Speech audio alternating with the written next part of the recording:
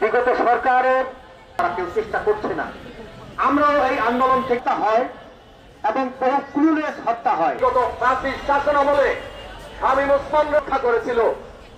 আমরা ভেবেছিলাম অ্যাডভোকেট আওলাদ হোসেন তারা এই হত্যার বিচারটি করবেন। এর কাজ তাদেরকে করতে দেখলাম না। আছে আগামী দিনে সেই বিএনপির কারা কারা ওসমান পরিবারের সাথে আঘাত করে মিলেমিশে নারায়ণগঞ্জে অবস্থান করছিল তাদের তালিকা আমরা জানি।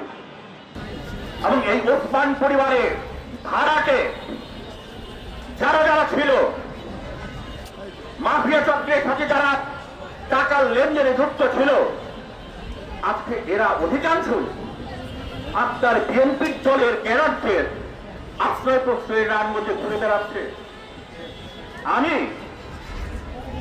আমাদের দেশের প্রধানমন্ত্রীর উদ্দেশ্যে বলতে চাচ্ছি, আপনি দলকে যদি বাঁচাতে চান, আপনার দলের এই সমস্ত চাটার দল যারা রয়েছে তাদের বিরুদ্ধে ব্যবস্থা গ্রহণ করেন।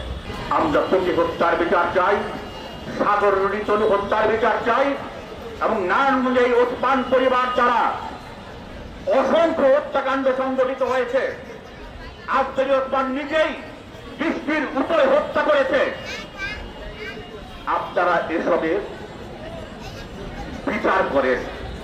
নারায়ণগঞ্জে আমাদের আশিস, চঞ্চল, বুলু, মিঠু এদেরকে যেভাবে নৃশংসভাবে হত্যা করেছে এর বিচার করেন।